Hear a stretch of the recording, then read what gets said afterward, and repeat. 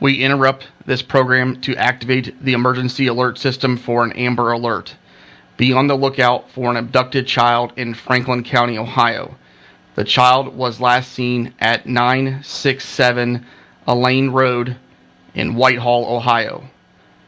The suspect is believed to be driving a 2001 dark blue or black Ford Explorer with Ohio license plate number JZS6176.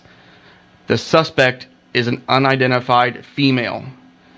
The abducted child is an Aiden Rodrigo, a 4-year-old white male, last seen wearing a light blue shirt and khaki pants. Please call 1-877-AMBER-OH or dial 911 immediately if you see the child, the suspect, or the suspect vehicle. This concludes the emergency alert system message.